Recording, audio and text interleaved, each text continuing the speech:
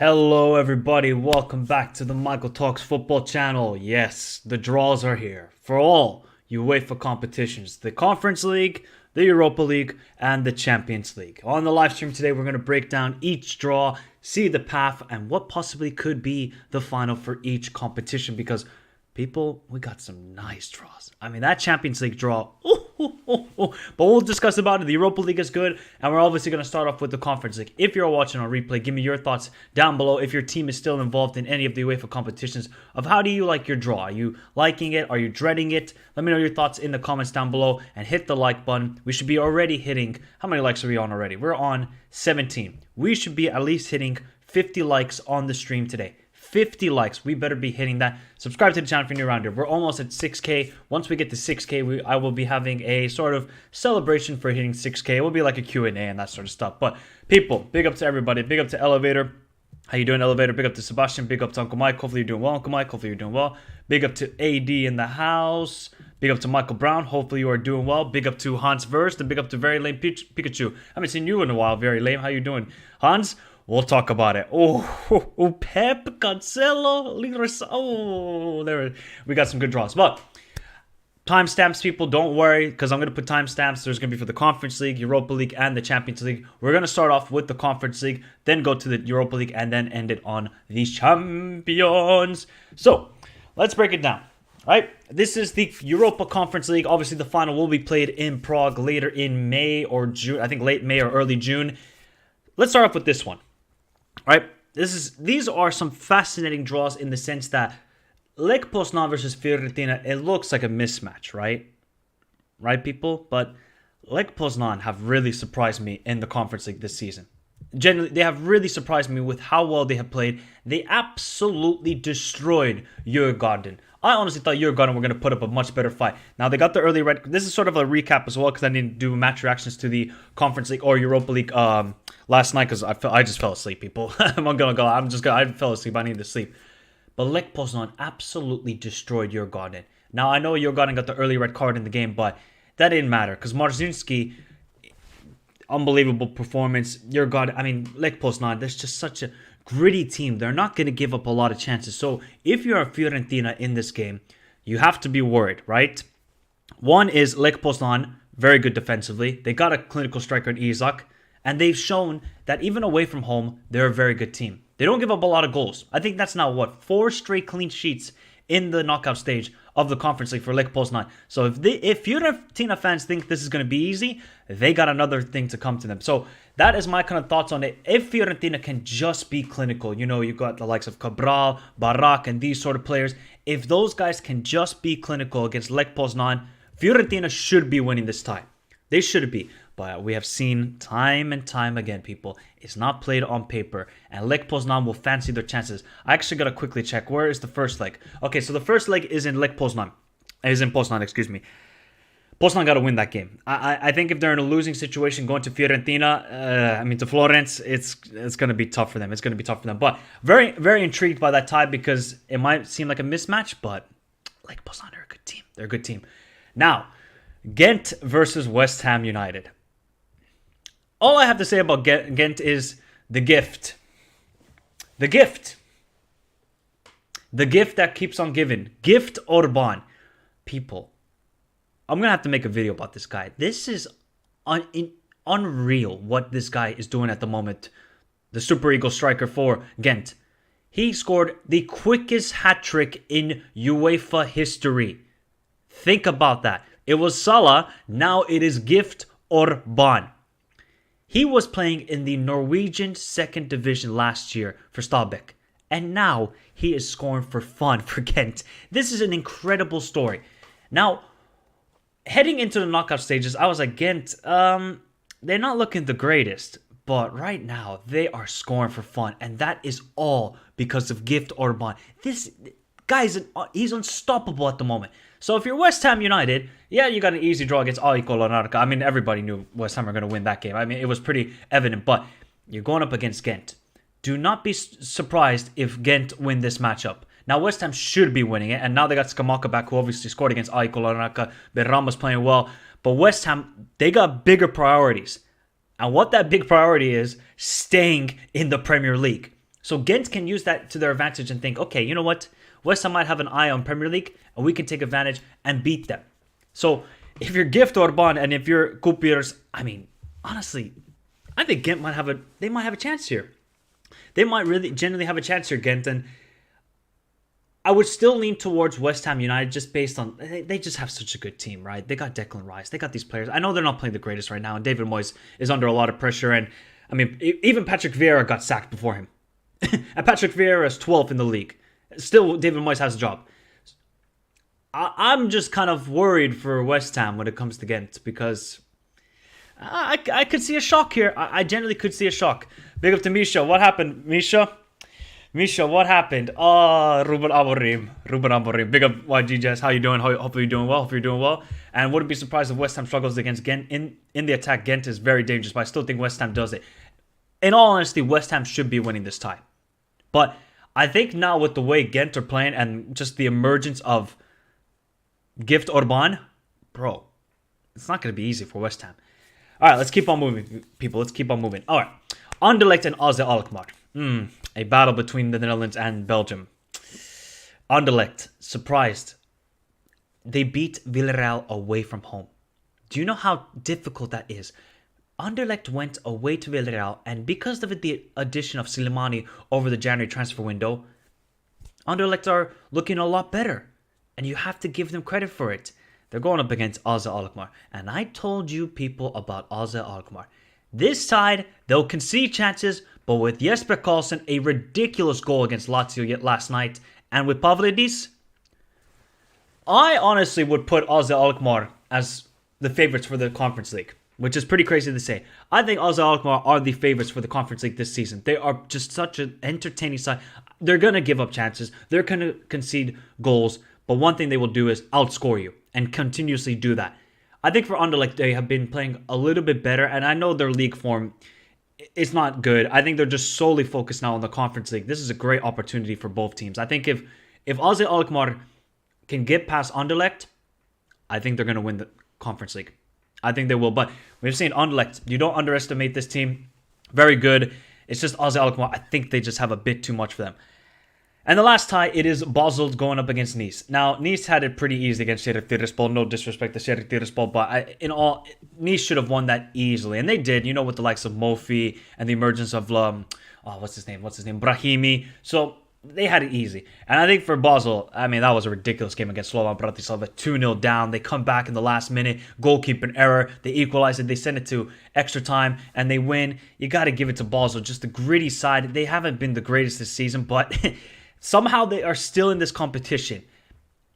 I think this is where it ends. And I see Nice winning this tie. I think Basel's kind of sort of fairy tale story, but they've been kind of getting away with some of these results, in all honesty. But you got to give credit to Basel as well. Going away to Slovan Bratislava, not easy, 2-0 down. They come back and win on penalties.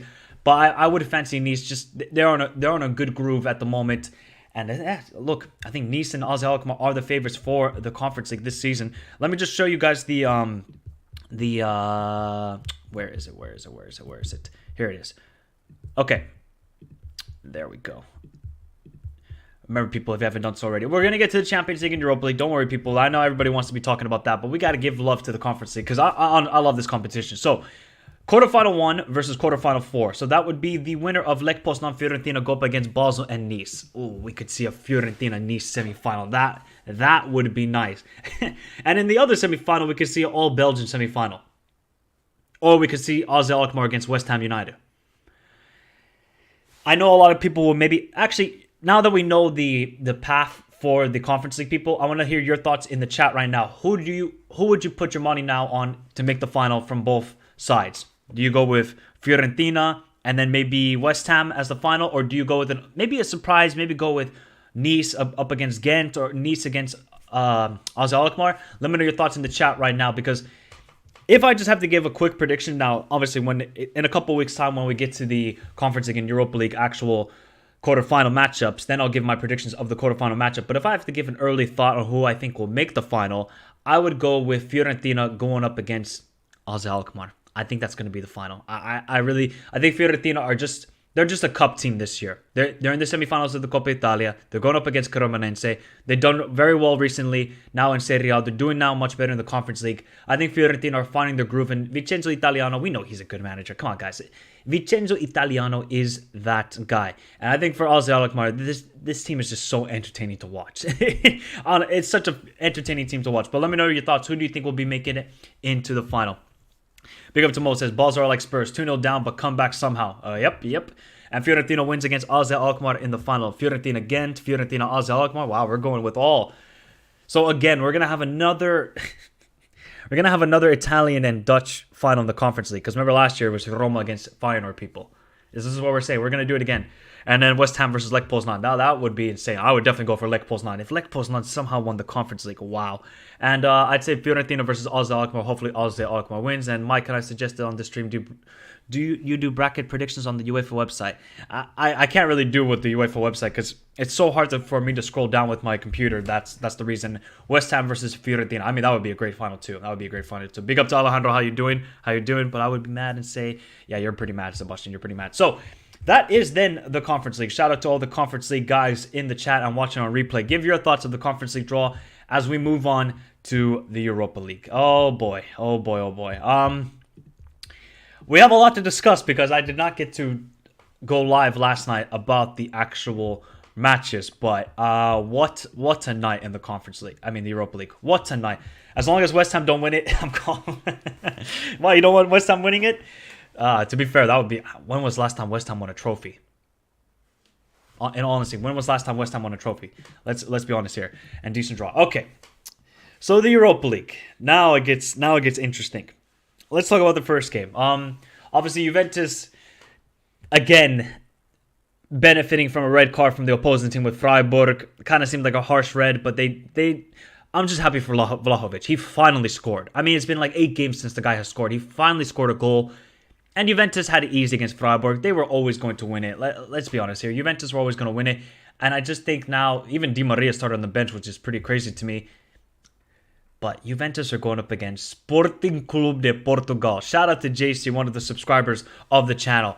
How on earth Sporting won that game yesterday? In all honesty, people, I rewatched the game at work. Sporting, they played damn it. Ruben Amorim is such a damn good manager. This guy is so good. I know he's a bit stubborn when it comes to his formation, but he just coaches his team so well, and he's such a great manager. I call him Mourinho 2.0. He's not going to be as good as Mourinho. Don't get that into your minds. But he just has that man management where we might not be the better team on paper, but we're going to battle hard. And that's what Sporting did. And that goal that Pedro Gonçalves scored, oh my, que golazo. Que golazo de Pedro. And they had to, they had to weather the storm. Aran made some good saves in net for Sporting, and they won on penalties. Like, you gotta give the Sport. I mean, it was just an incredible game to watch on replay. I can imagine when people were watching it live, they're like, "Oh my god, what the heck did Pedro Gonçalves do?" And I know Ugarte got the red card in the game. But now it's Juventus Sporting. If I'm a Sporting fan, I'm not too mad at this draw. Juventus are just so hot and cold. Like, they'll show up in a game, and then the next couple games, they're not that good. But they have the quality. That's the thing with this Juventus side. But when you look at the two managers, I am 100% taking Ruben Amorim in this battle. He will be a little bit more defensive, and we saw Sporting are so good on the transition.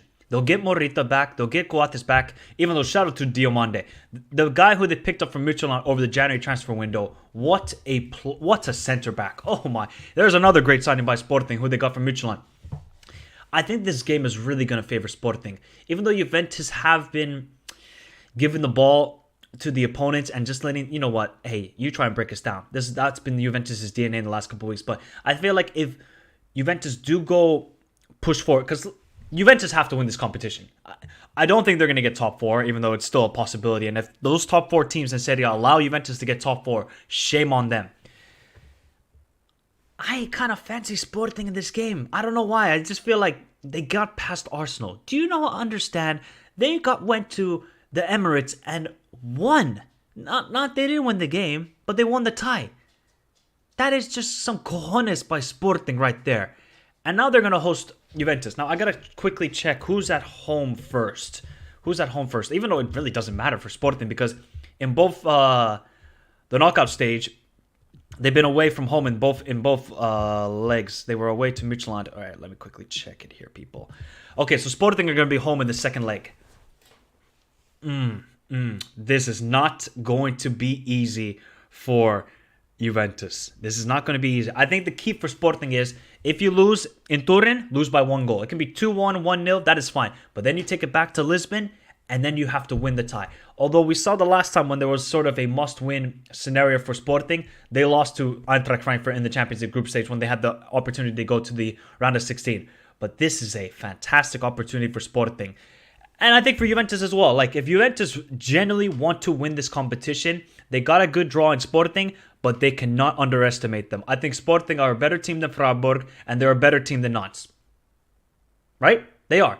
If Sporting just had a striker who was good, this would be a dangerous team. Very dangerous, just because of Ruben Amorim.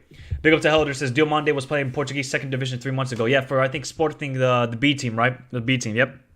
Yeah, not many teams go to the Emirates this year and play ball like they usually want to play. Exactly. I think Sporting they tactically set up so well, and they were just a very physical side against Arsenal, and that's what you have to be. That's what you have to be against them, and Amorim is him. Agreed. Remember, people, there's 38 of you watching, and there's only 27 likes. You guys,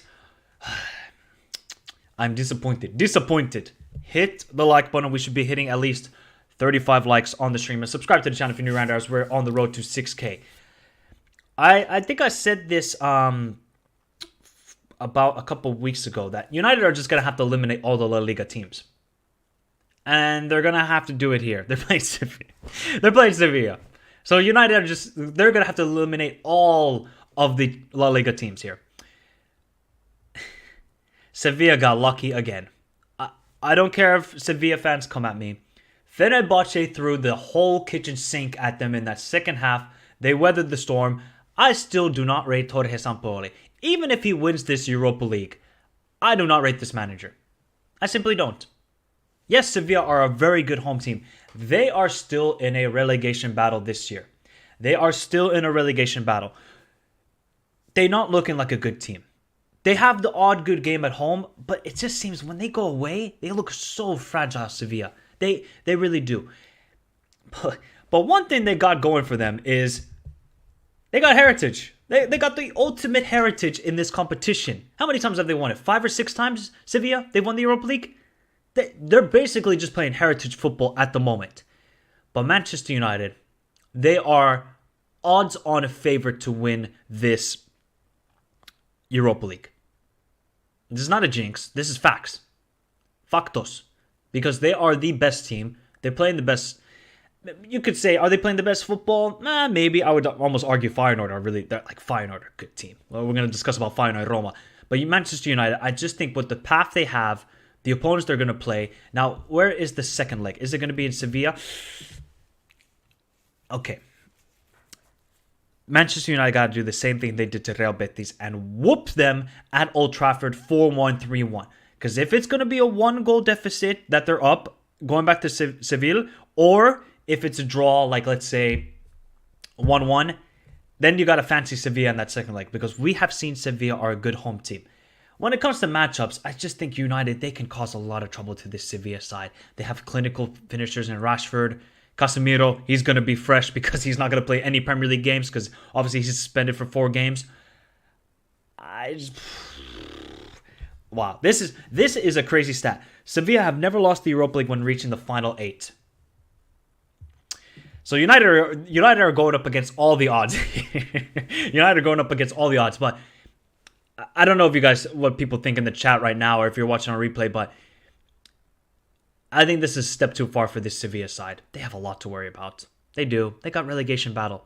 They have good players, right? They do have some good players, but I just think when they're away from home, they're just so easy to get at. They really are. Like if Fenerbahce and if PSV, they just had a couple more minutes, they could have easily won. They could have easily been Sevilla, but it's just a matter of when they're at home, they're a very good team. So we're going to have to see how this fixture goes. I would still lean towards Manchester United. I just think they're in a really good groove here, and I think they are the favorites to win this Europa League, but Heritage might prevail. Let's see which one will prevail more. United with their good form or Heritage? Find out. Now, it's a rematch. Rematch time. Let me know your early thoughts as well, people. Do you think Sevilla are going to use the Heritage on their side to beat Manchester United, or do you think Manchester United, they got this? Feyenoord Roma, a rematch of the Conference League final from last year. Feyenoord are absolutely insane. Even after all the players they lost, all the players, Sinisterra, Malacia, and all of these guys, Feyenoord are absolutely on fire. Arne Slot is another Dutch bald manager who's damn good. All you have to be, if you're Dutch, is bald and you're a good manager. Actually, to be fair, that doesn't go for all the times because Alfred Schroeder was an absolute disgrace as a manager. But Arne Slot, with the players he has, Santi Jimenez, remember the name, people, Jimenez, the Mexican striker they have, unbelievable, very clinical, good on both feet. Feyenoord with their pressing just caused a lot of trouble to every team. They destroyed Shakhtar. Destroyed them. And Shakhtar have been a very good team in Europe all season. 7-1. And I'm telling you, that captain they have, Kochku, I think he's going to leave in the summer. Some team will pay 25, 30 million for him. He is a baller in the midfield. The way he's able to just drift into space, always loves the long shot. I absolutely love Kochko as a player. I think he will do well for the Turkish national team because obviously the international break is coming up next week. But there is something with Jose. There is something with Jose Mourinho.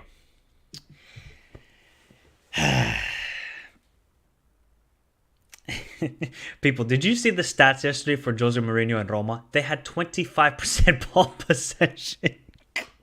If that is not the most Mourinho, I need to get the video where he says respect and add it to the catalog. They had 25% ball possession and just said, we ain't gonna attack, we're gonna defend, and damn right, that's what they did. Roma are just such a funny team because it's just Jose.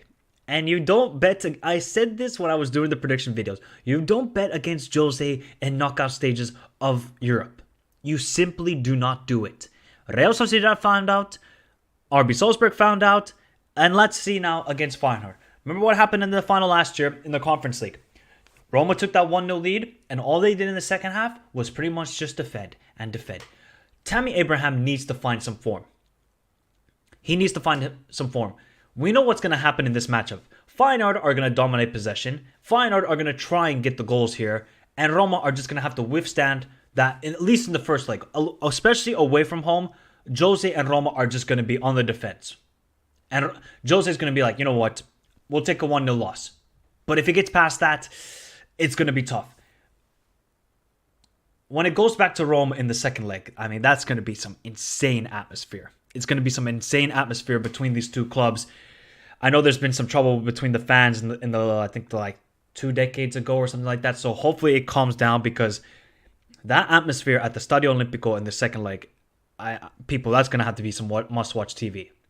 This might be the most intense tie. It will be the most intense because other than Manchester United, I would put Feyenoord as my second favorite. Which sounds crazy, but Feyenoord are just playing amazing. They got obviously the Klassiker this weekend. Big game against Ajax because they're going for the Eredivisie. So let's see now. When they got the Eredivisie title race going on, Roma got the top 4 race going on. Let's see how both teams focus on it. But if I'm either team, you're happy with this draw. You're definitely happy with it. And the last one It is Bayer Leverkusen going up against Union Saint-Gilloise. Now, I knew Bayer Leverkusen were going to have it tough against Ferencváros. They withstood it, right? They withstood it. And it was pretty easy for Bayer Leverkusen. I think now, thanks to Xabi Alonso, I think defensively they got a lot better. Shout out to my boy Lucas Hradecki. He's kept 2 clean sheets in a row now against Ferencváros, finally. Finally, it seems like Bayer Leverkusen know how to defend. But Union Saint-Gilloise, I mean, this is another incredible story that a lot of people are not talking about. They got Boniface, they got Telma, they got Lazar, Lapoussin, the Madagascar midfielder. I mean, Union Saint-Gilloise almost won the Belgian league last year, right? They're not going to win it this year, I believe. I don't know how many points behind they are at the moment, but they are a very dangerous team. But they do give up chances and they will concede goals. But my God, this will be the most high-scoring affair. I could see this being 4-4 or 5-4 on aggregate, generally, because we know Bayer Leverkusen, they have the tendency to give up chances. They have the tendency to concede goals. But one thing they got going is their attack is ridiculous. Florian Wirtz, Losek, Patrick Schick, Diaby, Adli, they got all the options. It's just defensively they got to be better. But we also see with Union Saint-Gilloise, I got to put it out there, Union Saint-Gilloise, they got attackers. And they are a dangerous team in transition and with possession of the ball. So this is going to be very intriguing. Where is the second leg? Is it in let me see where it is at. Union Saint-Gilloise is at home in the second leg. They could use that to their advantage again.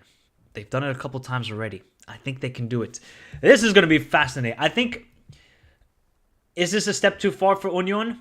Possibly, but I think for Bayer Leverkusen, they have to win this tie because their Bundesliga campaign has been horrendous. So let's see what happens. Big up to everybody. Big up to Doug. Big up, Doug. How you doing? Big up to David T. Schroeder was Eric Ten Hag. He wasn't human. Wouldn't be surprised if United buy him. Kochko. Yeah, I wouldn't be surprised either. He's a baller. Kochko would fit in Newcastle. Yeah, I think we all can agree on that. As Mourinho would say, football heritage. People, let me know right now in the chat as well. What is your final for the Europa League at the moment now looking at the bracket? Because obviously if United and Juventus win, they meet up in the semi-final. And then if Feyenoord and Leverkusen win, they meet in the semi-final. So what is your final right now for the Europa League? Feyenoord has been to some extent carrying Dutch football for 2 to 3 seasons now. I mean, yeah, I guess so. Last season they did. I mean, Ajax were trying, and Ajax were really good last year, but then they found out by Benfica. Big up to Penguin says, I would say Feyenoord is better than last year, though, and Roma is worse than last year. I can see Feyenoord roll over Roma. Now, Penguin, do not say roll over. One thing that doesn't happen is Mourinho get embarrassed in Europe. This guy does not get embarrassed in Europe. So, I think it's just tough because the second leg is in Rome. Big up to Michelle says Leverkusen will win this with ease. Possibly. Big up to Giles says, I actually predicted that Union Saint-Gilloise would win Berlin in your prediction video. I believe they will win this tie too. Hey, Union Saint-Gilloise are going to have to eliminate all the Bundesliga teams, and United are going to have to eliminate all the La Liga teams. That's how it's going to happen. Big up to Radical says, interesting draw today. Agreed. And I remember that Union Saint-Gilloise defender who went through 4 to 6 Union Berlin players. The defender. Who's the defender? I'm trying to think who. I am still on Cloud 9, Mike. Still on Cloud 9. Oh, yeah. Congrats, Doug. You're going to have... Congrats to Doug. He's going to become a father. Congrats to Doug, guys. Everybody, congrats to Doug. Hans is going with United Roma in the final. I mean, if that's the final, bro. Jose up against Manchester United. Now, that I would love. Oh, I would love it. Sporting United... It's your semi-final, and then Leverkusen Feyenoord. I mean, Leverkusen Feyenoord. That is guaranteed 10-10 on aggregate. Guaranteed. Man United Feyenoord. United Feyenoord final. Let's keep going up here. Big up to Ariane says Sporting United in the final, semi-final. Yeah, look. Leverkusen. I mean, if this is the final, I would love it. I would go to Budapest if this is the final. Leverkusen Sporting. Oh, I would love it. Only Bodo can humiliate the Jose Mourinho. Agreed. That's true. 6-1. I guess so. Feyenoord United, maybe. And didn't body. Guys, I understand. Now everybody's coming with Bodo Glimt. This is very true. Bodo Glimt did destroy Jose. But I'm talking about at home. And that game that Bodo Glimt destroyed AS Roma 6-1 was pretty insane. Big up to Mohammed Khalif. What's up, Michael? Why are they pulling last year's draws? Who knows? I don't know. And Man United versus Feyenoord final. What final do you want to see? What do I want to see? I mean, obviously, from a personal level, I would not want to see United win a Europa League, but okay, if I'm going to be biased, I would love to see Sporting go up against Feyenoord. That would be an insane final. It genuinely would be, because Sporting, I think, have won the Cup Winners' Cup, if I'm not mistaken. Feyenoord, we know, have European heritage. If I'm not biased and I just want to see the best footballing matchup, I think Manchester United versus Feyenoord or Leverkusen would be nice. For the narratives, United versus Roma. All day. All day. All day. Why are we doubting Union Saint-Gilloise? If they beat Union Berlin, they can for sure pass. Oh yeah, 100%. Agreed. Jose winning the Conference League and Europa League for Roma, Porto 0.5. Yeah, that'd be insane. The winner comes from the top half, but my predictions are poo, says Angel. All right. So, I think a lot of people are going with a Feyenoord United final or a Roma United final. People were guaranteed, I think, a very good final. I mean, if the semi-final is Juventus, Manchester United, Pogba, get your health in check and beat Manchester United. Because I don't know what's happened to Pogba, man. The guy he's finito. He's finito. As a Portuguese, I want Sporting to win, but I doubt they can beat United. I don't see Sporting beating United. But hey, who knows? If Sporting can put up another great performance against Juventus, I wouldn't be shocked. United versus Sporting and Feyenoord versus Royal Union Saint-Gilloise semis. United versus Feyenoord final. I think everybody's going to go with that sort of final. All right, people. Let's get to the granddaddy of them all. The granddaddy. Oh boy. When I was watching this at work, I was like, holy cow, this is going to be good. Remember, people, we got 38 likes. Let's get it up to 50. Let's get up to 50. 50, people. Let's get up to 50. Subscribe to the channel if you're new around here. How many subscribers are we on? Are we soon on 6K? Let me check quickly. Are we on 6K? Because if we do hit 6K, I'll be doing a live stream tomorrow. Then, having a 6K celebration. We are 12 subscribers away from 6,000. So keep on subscribing to the channel. And yes, let's go to the champion. Genie's been okay, but he's coming back from that long-term injury, so it's not been the greatest health. And thank you, AD, for reminding me. We need the champions. I think, people, we got to start from the bottom. So we got to start from the bottom. Shout out to all the Benfica fans. Shout out to all the Inter fans. Oh, man. All I have to say, actually, you know what? Let me do it like this. Nah, it doesn't look as good. The one narrative, João Mario. And you might think to yourself, why do I say João Mario? Because João Mario might have been the biggest bust signing ever in Inter history, because they signed him for 40 million and then he goes to Benfica, and now look how João Mario is playing. And if João Mario somehow scores and eliminates Inter, Inter fans are going to be pissed off. They are going to be so pissed off. So let's talk about this. If you're a Benfica fan, you are ecstatic. You're absolutely ecstatic because you avoided the big boys. You got Inter. We've seen Inter, right? I mean, Porto put all the pressure on Inter in that second half. And generally, Porto should have won that game. If we're going to be totally honest here. And I'm coming from a neutral's perspective here. Porto should have won the game. It should have went to extra time, and we don't know what would happen. But Inter weathered the storm. And I've not been impressed by Inter away from home this season. They're just such a fragile side when it comes to away from home. But the one thing they got going for them, especially, is I believe the second leg will be in San Siro. Let me quickly, I think it will be, if I'm not mistaken, but I will just quickly double check here. Where is it? There we go. Yes, so the second leg will be in the San Siro. I think this is a great opportunity for Benfica. Actually, Benfica fans, when was the last time Benfica were in the semifinals of the Champions League? I cannot remember. Okay, matchups wise. Inter are just going to be very defensive in that first leg. And I think for Benfica, they know what they're going to go up against. They got Skriniar, they got Onana.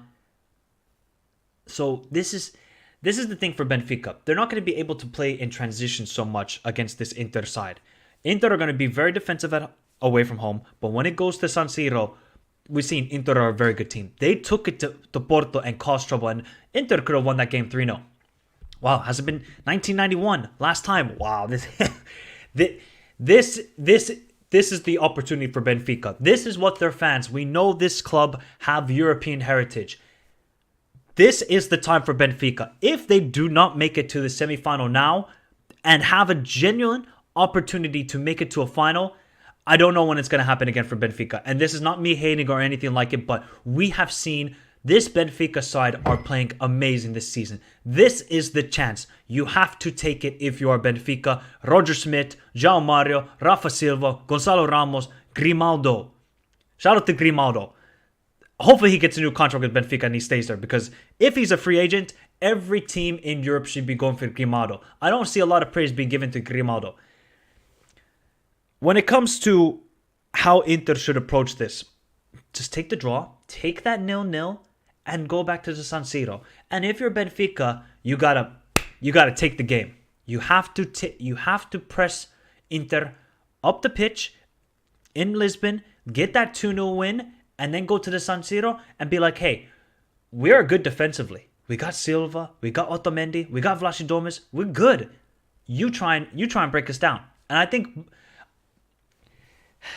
think Benfica have shown that, yes, they can be a stubborn side and play a bit more defensive like they did against PSG at times. They might give up the odd chance, but Inter, they gotta hope that Lukaku and Lautaro are on fire heading into that game. They have to hope, because those two guys need to step up for Inter in order for them to win this time.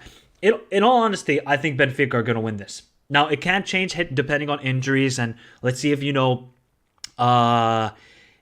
if Inter can pick up some form. But I really do not trust this Inter side at the moment. But I think Inzaghi and this side, I think they're going to get top 4, even though it's looking a bit tricky at the moment.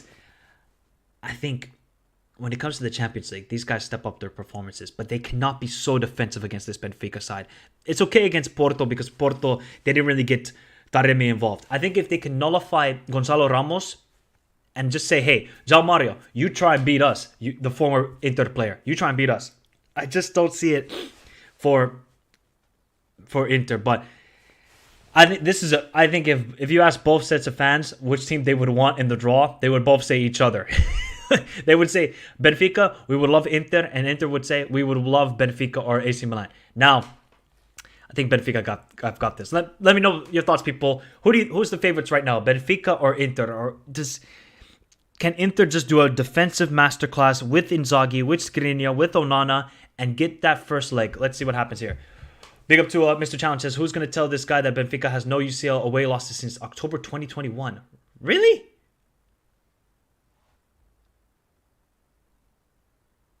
Did you not lose away to Bayern?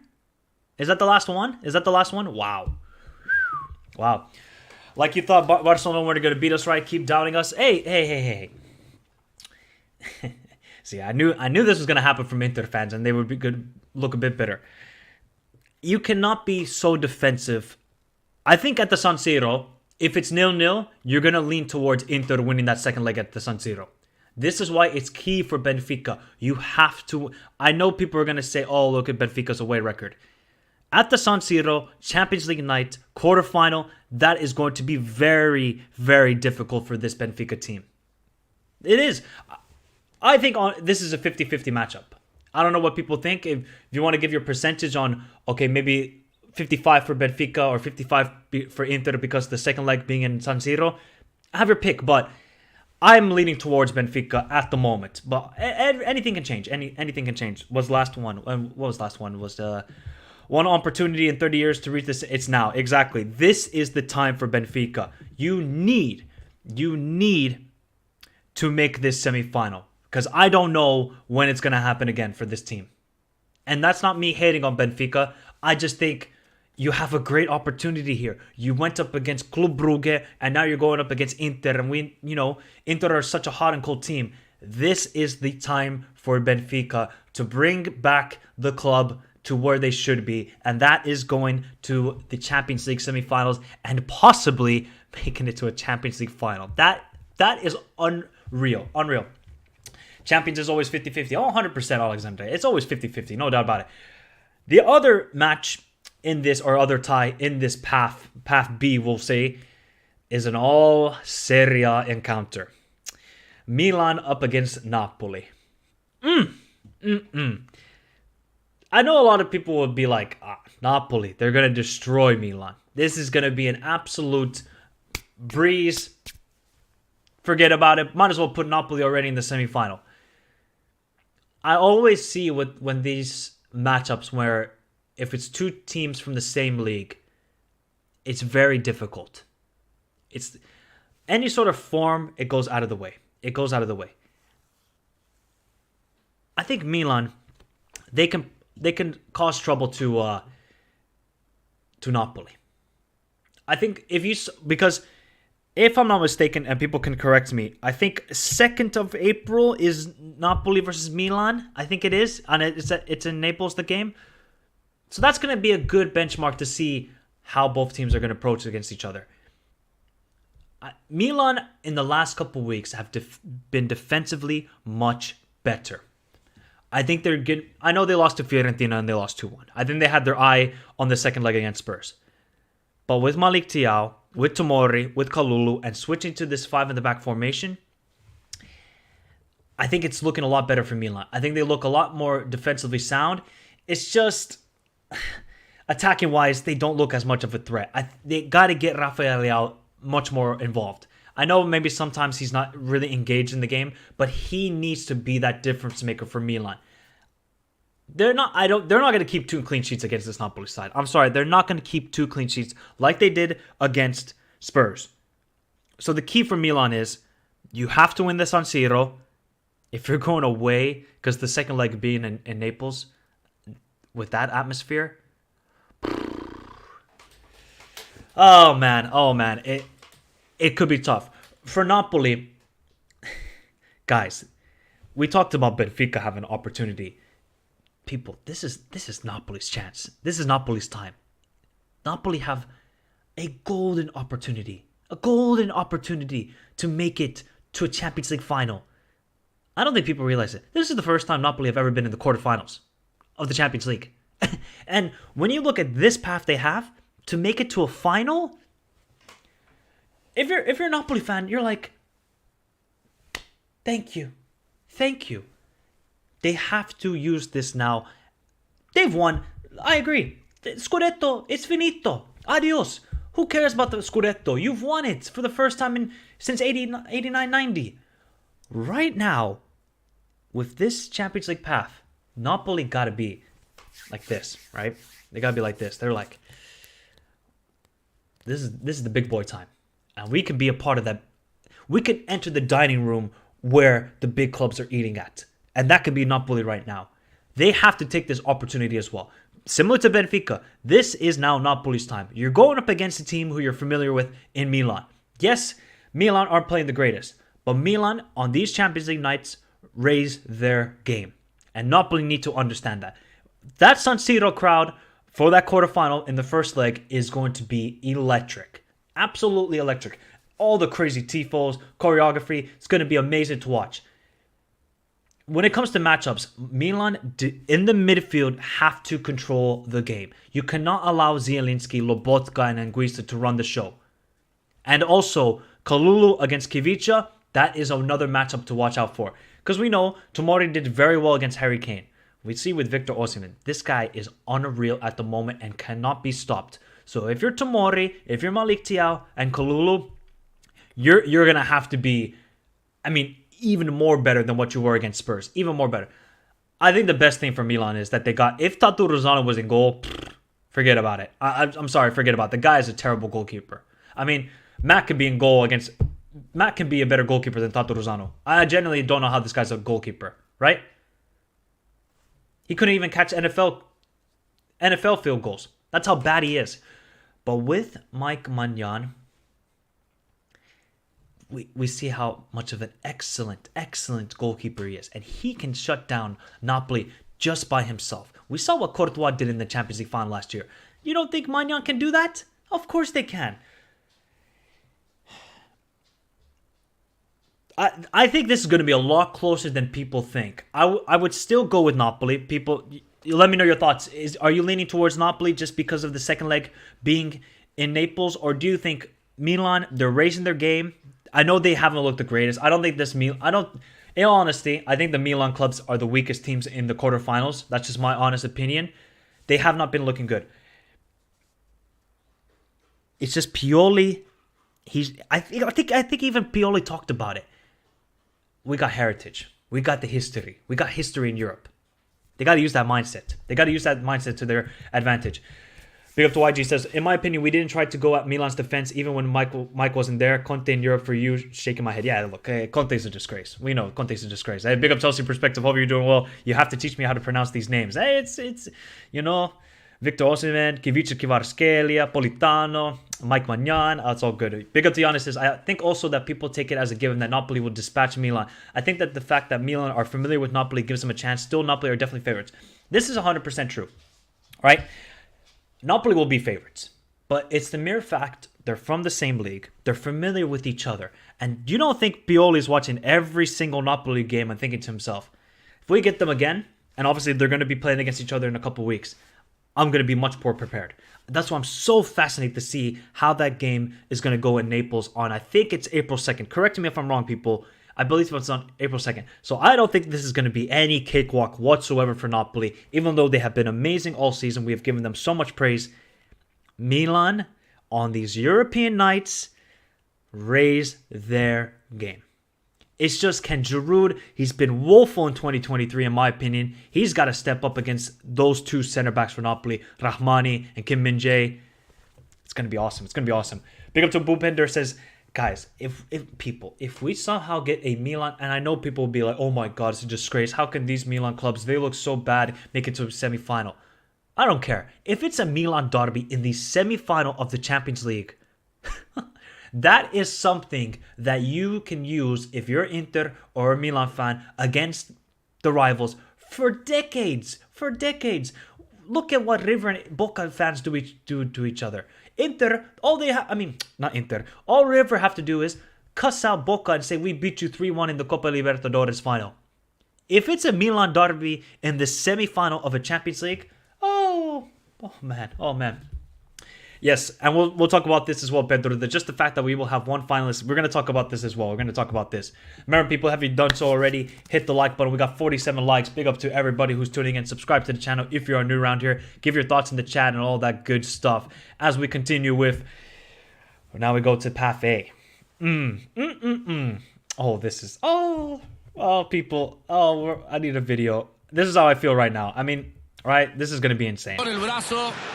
Vea la reacción del técnico.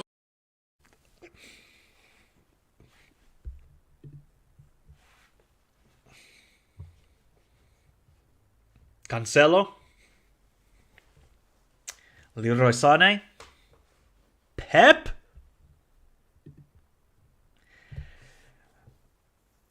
Man City, Bayern. I am going to have so much back and forth on who I think will advance. If you're Man City, you're like, we got Bayern. But also, if you're Man City, this is a great test. If they can get past Bayern in the quarterfinal, I think this is going to mentally push them to the edge and take that next step in winning the Champions League. I don't think Pep is so much of an overthinker anymore in the Champions League. You can correct me if I'm wrong. I don't think Pep is going to tinker too much with this formation. I think he's going to be comfortable with the players he has and the tactics he has. He cannot change whatsoever against this Bayern side. If I dare, I'm more worried what Nagelsmann's going to do. Julian Nagelsmann is going to be that sort of manager where he's going to overthink it. He's going to be like, how do I stop Haaland? How do I stop Grealish? How do I stop everybody? Riyad Mahrez, Foden. That's what I'm more worried about. This is perfect. Pep versus Nagelsmann, the overthinking derby. Agreed.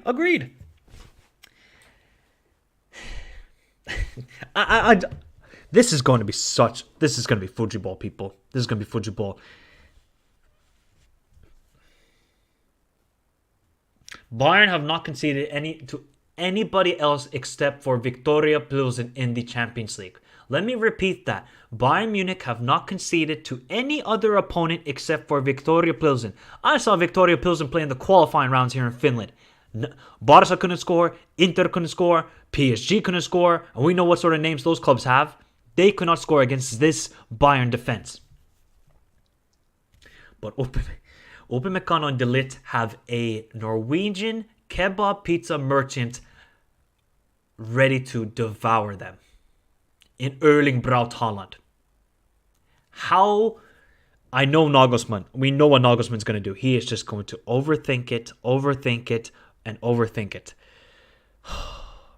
Of course, Hans. I agree, Hans. At the moment, I have massive trust in Nagelsmann because he proved it against PSG that he can form a team and a good defensive unit against a world-class players. Fully agree with it. I think Nagelsmann proved a lot of doubters wrong against PSG that's saying, okay, you're a very good attacking manager, but are you good defensively? He said, shh, watch this. And they kept Mbappe quiet. Remember where we always talked about, oh, look how Mbappe.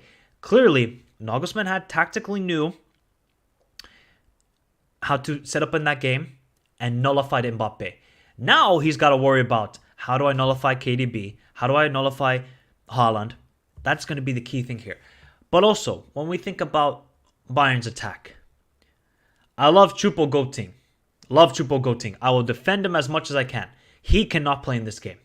What has been a very big issue, I think, for Man City in the last couple of years? It's not sort of a stationary striker, a prototypical, but a striker who's not sort of a false nine, but wants to get involved in the play. A Benzema, that sort of striker, those have caused a lot of trouble to Man City. They have to start Sadio Mane.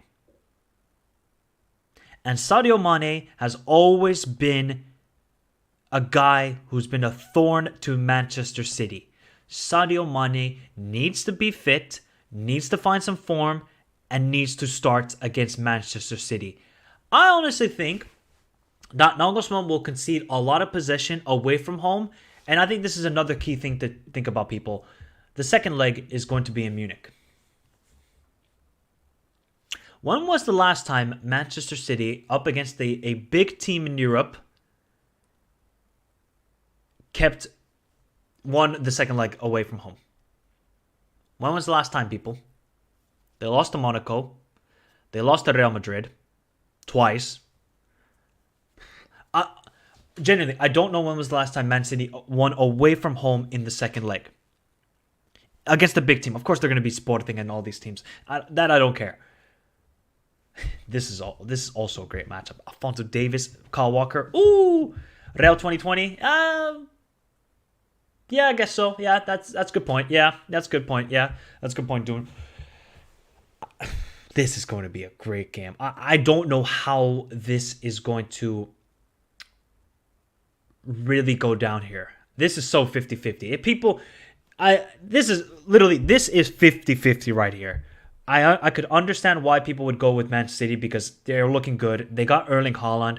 I think defensively they're looking a lot better, but you cannot make any mistakes against Bayern Munich. They will punish you. I know they don't have a lot of clinical finishers. They will punish you. I'm just fascinated to see if João Cancelo starts in a crazy world. Imagine if João Cancelo scores the winning goal and beats Man City. Oh my God. Samasi, don't do this. Excuse me. Samasi, don't do this. This is 50-50. If you're telling me that the second leg is in Munich, advantage to Bayern. Advantage to Bayern. That's what I would say. Midfield-wise, okay, actually, people, let me ask you this. Are we all agreeing that in the attack, Man City are much stronger? Let me know. Just one word answer. Man City or Bayern? Who has the better attack? For me, it's Man City because of the striker.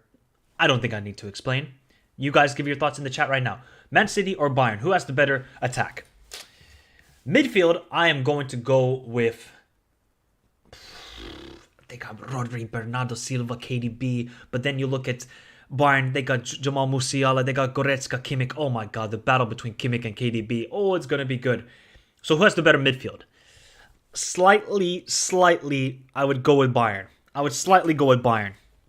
People, this matchup is for the football purists and lovers because this is not going to be no long ball or anything like that. This is going to be who's the better footballing team. That's what it's going to be about. And tactically, who's going to get it correct. Defensively, that's going to be another issue here. I think Man City have gone a little bit better recently, but they still look like they give up chances. I think Bayern have definitely improved a lot with De Ligt and Upamecano, but it is tough. It really is tough, this game. I cannot wait. I cannot wait for this matchup. I'll say Bayern, but it's close. Okay. So we know what this is going to be about. Bayern and City, it's going to be a great footballing matchup. I think for Manchester City, they got to get that. They saw last season when they had Real Madrid and they won 4-3, it wasn't enough. Or was it 5? No, yeah, it was 4-3, excuse me. 4-3, yeah, it was 4-3. It wasn't enough. If you're Manchester City, you have to beat Bayern by 2 goals. It's not going to feel comfortable if you go away to Munich with a 1-goal edge. If you're in a 2-0 lead, go for a third. Kill off the game if you're Manchester City. I just think with the way they control games, it's going to cause a lot of troubles to Bayern Munich. The last game in the quarterfinals, it's a rematch again. It's a rematch again. Rematch again. Real Madrid against Chelsea. Highly entertaining quarterfinal matchup last year where Real Madrid destroyed them at Stamford Bridge. And then Chelsea came back. And then Modric magic. And then Benzema. I know Chelsea fans are pissed and saying, oh my God, how did we get this draw? This is all sorts of shenanigans going on here. I want to ask everybody, are really Chelsea down and out for this tie? I'm pretty sure that the second leg is in Stamford Bridge. All Chelsea have to avoid is a drubbing at the Santiago Bernabeu. Then they're going to be fine. As long as they can avoid a drubbing, Chelsea will be fine. When was the last time Chelsea lost at home in a Champions League must-win affair? When was the last time? I think the last time was Atletico in 13-14.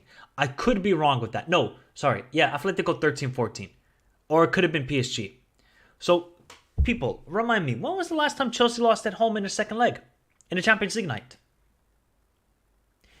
This is something that, obviously, when it comes to the managers, I mean, look, we got a guy who's won a Svenska Cupen and a guy who's won, 4 Champions Leagues. When it comes to the managerial battle, this is only going to go one way. So the players at Chelsea, they have to just, this is their season. They have all these cup finals. If they want to win the Champions League, they got 5 cup finals. They have, we understand. They're going to raise their game when it comes to the Champions League. They've shown it already this season. I think for Real, if they lose this week, it's all the chips, push them all into the Champions League bucket. They're going to go for back-to-back. If they lose this weekend in the El Clasico. Was it the case that, obviously Real were amazing against Liverpool in the second leg, I thought? Or is it just the case that Liverpool are just so bad that anybody could beat them at the moment? We're going to find out. But Real, that midfield battle, I think it's just going to be key. Who is Potter going to play next to Enzo? That is going to be the real battle here. Who is Enzo going to play next against? And can they get that same sort of performance from Kai Havertz? Because if Kai Havertz can play like that, he can cause trouble. But we have seen it time and time again. Kai Havertz is so inconsistent. There's no other player on this Chelsea team who's basically a striker false nine except for Kai Havertz. He has to play a massive part in order for Chelsea to advance. And also, I think Chelsea have defensively gone a lot better. And we've seen with Real Madrid, if Vinicius is having a great game, Real Madrid are destroying its opponents. When Vinicius is having a quiet game, and if Reece James and Fofana can keep Vinicius quiet, advantage to Chelsea. I don't think this is so doom and gloom for Chelsea. I really don't. I just think Yes, their performances have not been the greatest, I would say. And Real, we know Real. This is the Champions League. They step up their performances. Oh boy, I forgot about this narrative. Rudiger. Oh god. Oh yeah, yeah, oh yeah, yeah. How funny, how funny. I don't know. Well, of course, I'm going to slightly go with Real Madrid here, but I think Chelsea have a genuine chance here. I think this is 55-45 for Real. I think Chelsea can step up their performances, especially in the Champions League, and I think Real have to be worried about that. Can Nacho have another great performance? Can Carvajal keep on performing well?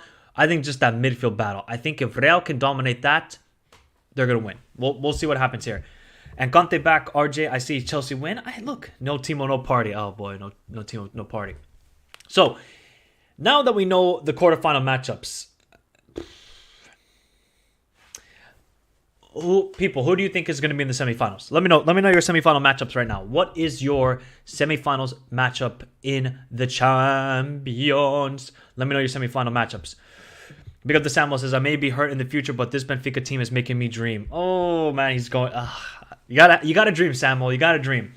Right now, if I have to give my semifinal predictions, my mistake last time Benfica lost away and UCL was in second. Okay, so it was the Bayern. Okay, gotcha, Mr. Challenge. No worries. Okay, so we got Milan, Inter, and Bayern, Real Madrid. Okay, Sebastian. All right.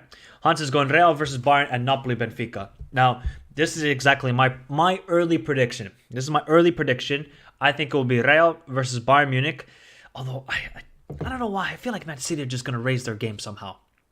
That's the game that I'm just really like, I have no clue. Is Man City versus Bayern. It can just go either way. But if you are Napoli and Benfica, guys, we have talked about them a lot on the channel. This is your opportunity. The time is now for you to make it to a semifinals. Napoli have never made it to a Champions League semifinals, and the Benfica fans in the chat are telling me Benfica have not been to a Champions League semifinal since 1991. This is their time. Both of those, if that is the Champions League semifinal, Benfica Napoli. Oh, bro. That, I know people are going to be like, oh my god, this is rigged, this draw, this, people, look, sometimes UEFA got to do this. They got to build it with their narratives. They got to build it with their storylines. We see on one side of the draw. One side of the draw has the heavyweights, right? The heavyweight names, you could say, in recent times. Real Madrid, Chelsea, Man City, Bayern, they all have done very well in the Champions League in the last couple of years. But AC Milan have how many? 7 Champions Leagues? Inter got 2, Benfica got 2. They got Champions League heritage. The only team that doesn't have Champions League heritage is the best team on that side, which is Napoli. And this is another thing you got to think about. City is still in a title race. Napoli have got it all secure. I think Real Madrid as well. They're going to go all hands. This is going to be awesome to watch. But I will reiterate, Benfica and Napoli better make that Champions League semifinals, because I don't know when it's going to happen again. This is your opportunity. I think for Milan and Inter, if they make it to a semifinal, if there's a Milan derby in the semifinals, I might have to go to Milan and watch it. Generally, I might have to. Absolute insanity. And then, the other semifinal, we could see an all-English semifinal between Chelsea and Man City. We could see Real versus Bayern. Oh my god.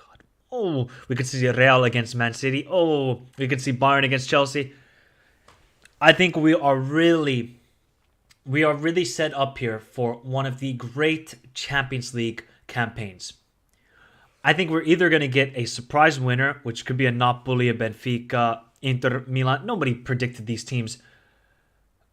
Nobody predicted these teams to win the Champions League. Let's be honest here. Nobody. If one of those teams win the Champions League, if it's either Napoli or Benfica, football lives.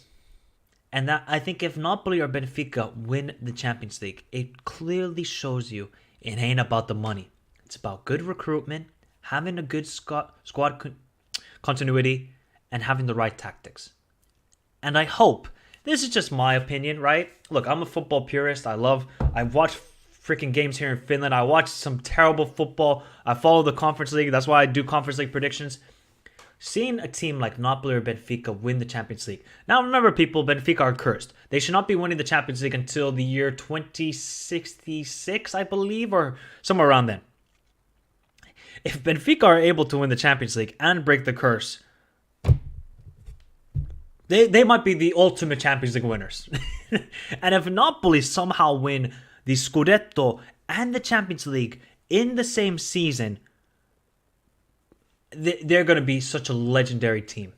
They will be known in Naples forever.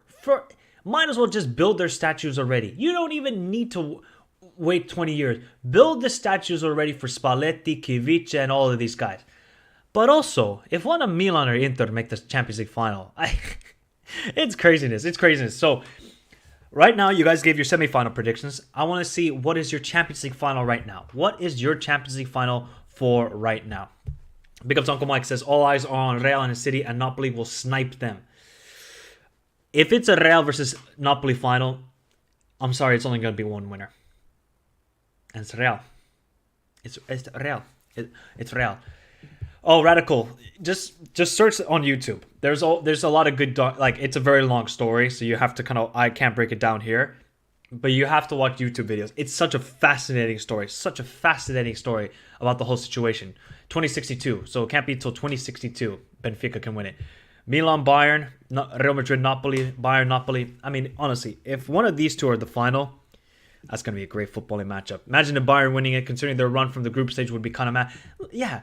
See, if I see, Chelsea fans crying about their path, Bayern have gone up against Inter, Barcelona, PSG, Man City, possibly Real, and then possibly Napoli. 6 of the most toughest teams in Europe. If Bayern can win the Champions League, bro, that is just some campaign from them. Yes, mä oon paras. Kyllä varmaan tulee watch-along siihen Hukkajat-peliin. Yeah, people, so international break is next week, so we're going to be covering it on the channel. Do not worry. Man City, Napoli, Benfica, Benfica, Real. Oh, man, a Benfica, Real final. That would be good, too. Imagine Chelsea, Benfica final and Enzo assisted Jao. Oh, my God. That is one of the most villainous ways to lose a Champions League. Oh, my God, that would be horrible. Oh, that would be horrible if you're a Benfica fan. And Bayern versus Napoli, Istanbul. That would be good. I hope we get a new winner. Hopefully we do. I mean, the only new winner would be Man City and Napoli. Those would be the new winner. Yes, I asked for the final. Yes. Bayern versus Napoli and BMW beats Ferrari. And then only one that scored against them is Victoria Pilsen. Agreed. And Bayern versus Napoli final would be awesome. And Real can be got at if you hit them quickly before they can react. Yeah, I think this is the thing for Chelsea. They got it.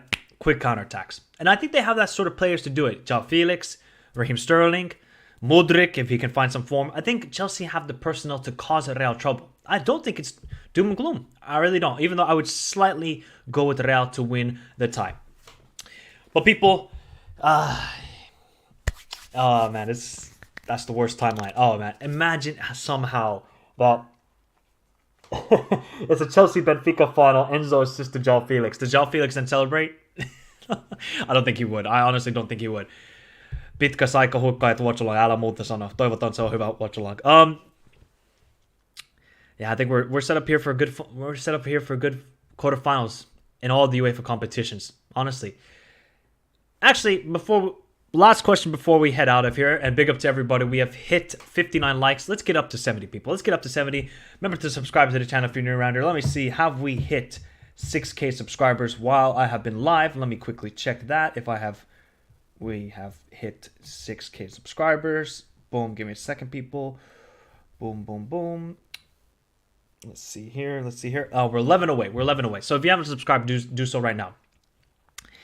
Name me your 3 winners of the competitions right now. Of the Conference League, Europa League, and the Champions League. Let me know who has won it.